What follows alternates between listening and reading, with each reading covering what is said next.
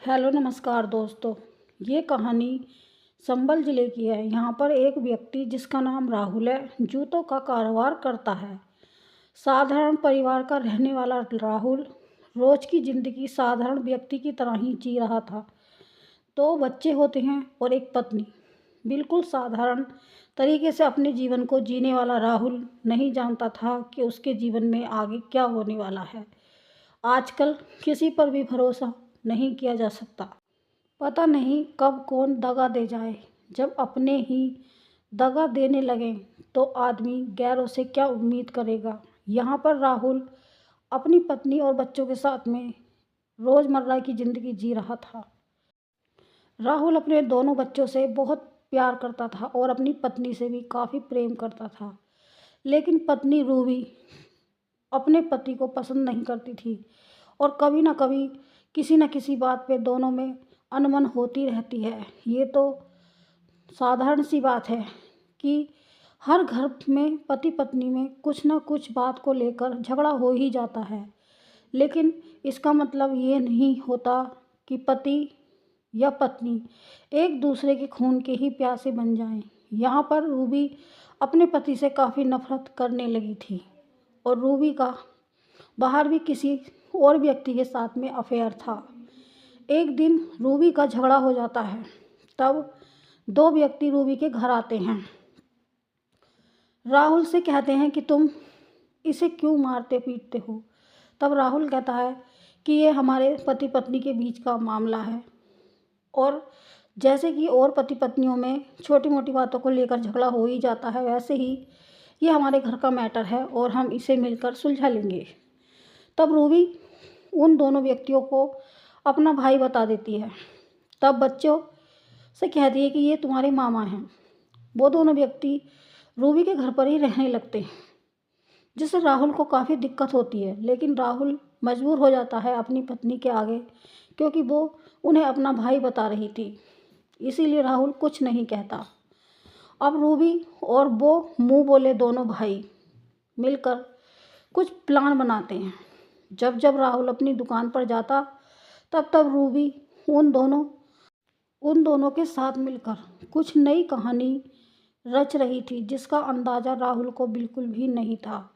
इन दोनों व्यक्तियों में से एक व्यक्ति रूबी का प्रेमी होता है, जो बच्चों से कहता है कि वो उसका मामा लगता है। बच्चे भी उसे मामा बुलाते हैं। रूबी भी घरवालों के सामने उसे भाई ही बुलाती थी, जिससे घरवालों को जरा भी शक नहीं हुआ था और घरवाले भाई बहन के रिश्ते पर उंगली उठाते भी तो क्यों, रूबी उसे सबके सामने भाई भाई बोलती थी। इस बात से ये पता चलता है कि रूबी और राहुल के बीच के रिश्ते बहुत ज़्यादा ख़राब हो गए थे।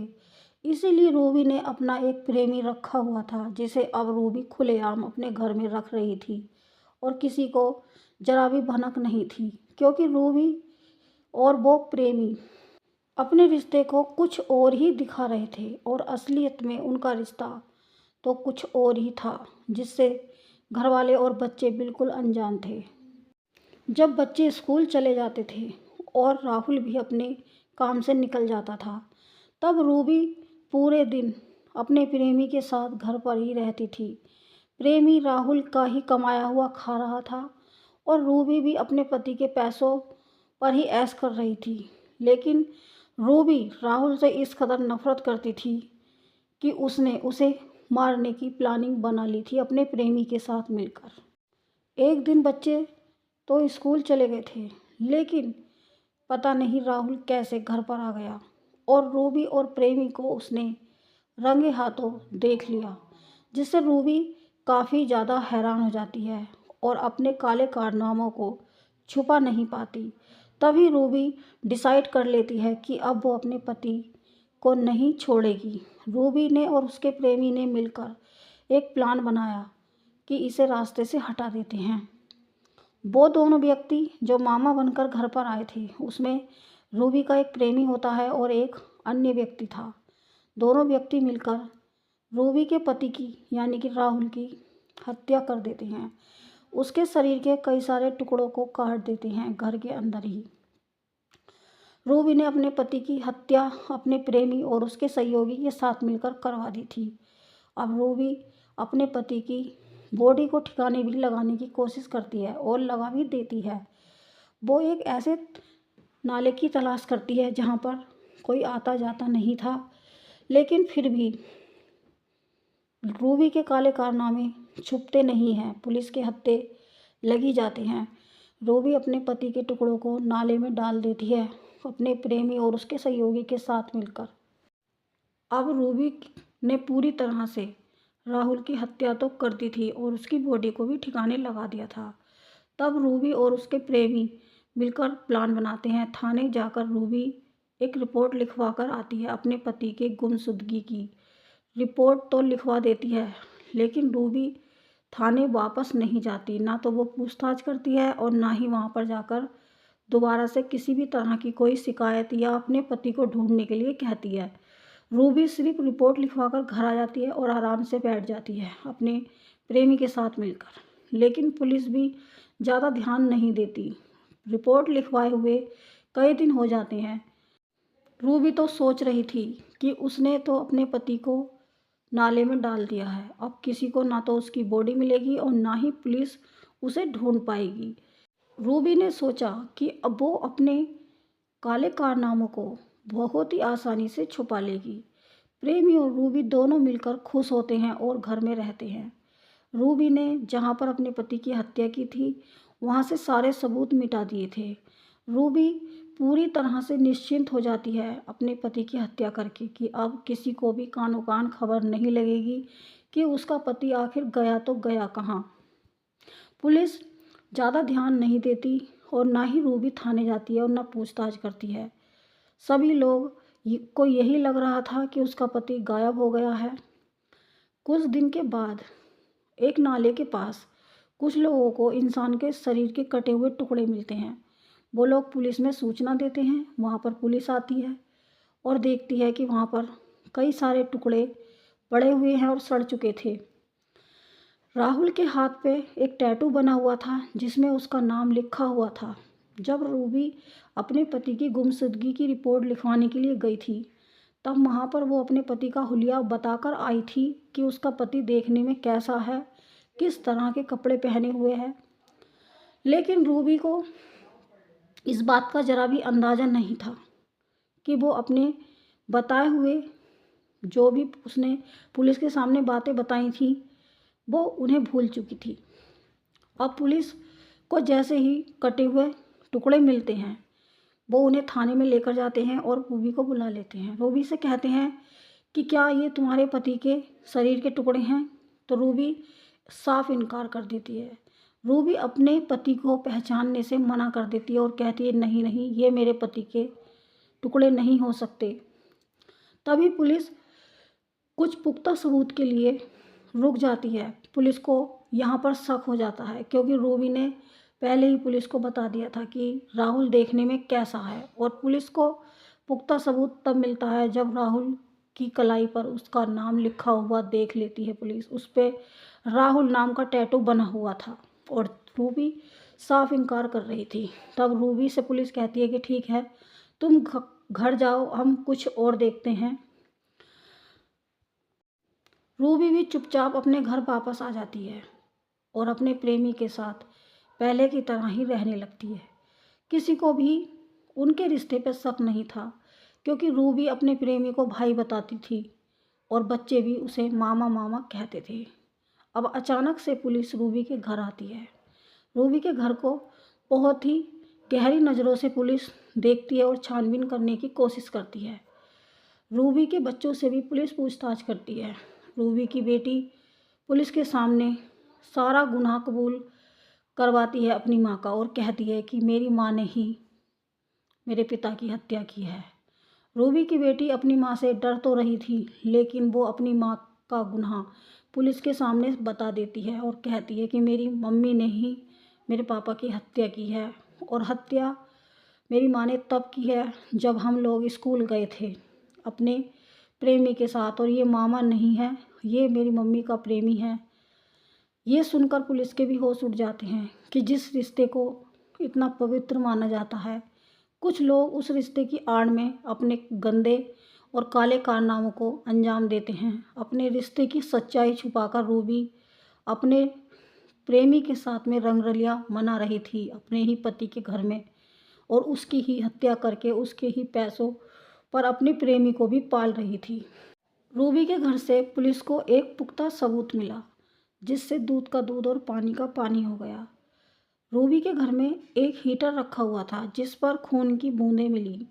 उन खून की बूंदों का डीएनए और बॉडी के टुकड़ों का डीएनए मैच खा गया था, जिससे रूबी को पुलिस ने बाद में अरेस्ट भी किया। रूबी और उसके प्रेमी को पुलिस ने गिरफ्तार कर लिया और बेटी ने सारी सच्चाई बताई पुलिस को। बेटी के बयान के अनुसार ही पुलिस ने रूबी को गिरफ्तार कर लिया था, लेकिन पुलिस को डीएनए की रिपोर्ट आते ही पक्का यकीन हो गया था कि रूबी ही असली कातिल है अपने पति की। रूबी अपने रिश्ते को छुपाकर अपने प्रेमी को घर में रख रही थी और अपने पति की हत्या इतनी बेरहमी से अपने प्रेमी के साथ मिलकर करवाई। रूबी अपने पति की दौलत तो चाहती थी, लेकिन अपने पति को मार के उसके प्रेमी के साथ रहना चाहती थी। प्रेमी भी रूबी को चाहिए था और पति की दौलत भी रूबी को चाहिए थी, लेकिन रूबी नहीं जानती थी कि पाप का घड़ा ज़्यादा देर भरा नहीं रहता, एक ना एक दिन फट ही जाता है। रूबी की बेटी ने पुलिस को ये भी बताया कि जो लोग घर में मामा बनकर रह रहे थे, वो बच्चों से रोज़ कहते थे कि अब तुम्हारे पापा ज़्यादा दिन जीने वाले नहीं हैं, तुम्हारे पापा इस दुनिया को छोड़कर जाने वाले हैं। तब बच्चे डर जाते थे और किसी से कुछ भी नहीं कह पाते थे, और बाद में मामा ये भी कहते थे कि क्या मैं तुम्हारा पापा बन सकता हूँ। बच्चे अनसुना कर देते थे और काफ़ी गुमसुम हो जाते थे। बच्ची ने पुलिस को ये सारी बातें बताई कि जो मामा बन के घर में आए हैं वो हमसे बार बार कहते थे कि तुम्हारे पापा अब ज़्यादा दिन जीवित नहीं रहेंगे, वो इस दुनिया को छोड़कर जाने वाले हैं, उसके बाद तुम्हारे पापा हम बन जाएंगे। ये सारी बातें पुलिस सुनकर चौंक गई और बेटी के बयान के अनुसार ही पुलिस ने प्रेमी और रूबी को गिरफ्तार किया। रूबी न जाने कितने सालों से इन प्रेमी के संपर्क में थी और 15 साल शादी को हो चुके थे राहुल के साथ में। क्या राहुल को रूबी 15 साल से धोखा दे रही थी? क्या ये दोनों बच्चे इस प्रेमी के थे या राहुल के थे? बहुत सारे सवाल लोगों के जहन में अब घूम रहे हैं। लोग जानना चाहते हैं कि रूबी अपने पति के साथ रहने के बावजूद प्रेमी के लगातार संपर्क में थी। इसी की वजह से रूबी ने अपने पति की इतनी बेरहमी से हत्या की। रूबी के चेहरे पे ना तो कोई गम था और ना कोई दुख। रूबी से जब पुलिस ने पूछा क्या तुम्हें अपने पति को मारने का पछतावा है, तब रूबी ने साफ इनकार कर दिया और कहा कि उसे अपने पति की हत्या का ना तो कोई पछतावा है और ना ही कोई दुख। उसने अपने पति के अपने प्रेमी के साथ मिलकर ही टुकड़े करवाए थे, अपनी आंखों से और अपने सामने। इसलिए रूबी के चेहरे पे किसी भी तरह का ना कोई दुख था ना कोई पछतावा। रूबी अपने पति की हत्या के बाद अपने प्रेमी के साथ ही हमेशा हमेशा रहती, अगर ये सच्चाई किसी को पता ना चलती। मामा होने के नाते रूबी का प्रेमी अब पूरे प्लान में रूबी के साथ में ही था। अगर पुलिस को रूबी के प्लान का पता ना चलता या बेटी अपना मुंह ना खोलती, तो रूबी और उसका प्रेमी मिलकर पूरी जिंदगी साथ रहते। अगर बच्ची पुलिस के सामने चुप रह जाती या अपनी माँ से डर जाती, तो शायद उसके पिता की मौत का राज राज ही रह जाता। राहुल की मौत का जल्दी खुलासा इसलिए भी हुआ क्योंकि बेटी ने पुलिस को बयान दिया अपनी माँ के खिलाफ।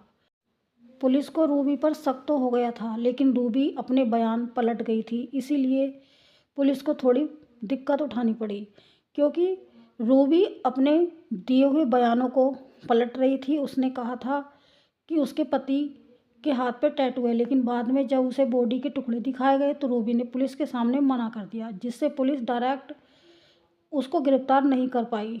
बाद में पुलिस ने रूबी की बेटी और हीटर पर लगे खून के धब्बों के डीएनए से रूबी और उसके प्रेमी को पकड़ लिया था और दोनों को जेल भेज दिया। राहुल की मौत के बाद रूबी अपने पति की संपत्ति को अपने प्रेमी को ही सौंप देती और उसको ही अपने साथ रखती। रूबी का पूरा प्लान था अपने प्रेमी को पूरी ज़िंदगी अपने घर पर रखने का। इसीलिए रूबी ने उसे अपना भाई बताया और बच्चों का मामा। रूबी के पति की हत्या होने के बाद रूबी दूसरों को दिखाती कि उसका भाई उसकी सहायता करने के लिए घर पर रुका है और किसी को कानो कान खबर भी नहीं होती रूबी के प्लान के बारे में। रूबी ने बड़ी ही चालाकी से अपने पति की हत्या तो कर दी, लेकिन पुलिस से न बच सकी। तभी तो कहते हैं पुलिस के हाथ बहुत लंबे होते हैं। पुलिस खाल में से भी बाल निकाल ही लेती है और पाप का घड़ा ज़्यादा दिन नहीं भरा रहता, वो एक ना एक दिन फट ही जाता है। पाप चाहे कितना भी बड़ा क्यों ना हो, लेकिन उम्र उसकी हमेशा छोटी ही होती है। इस वीडियो में इतना ही। जय हिंद, जय भारत।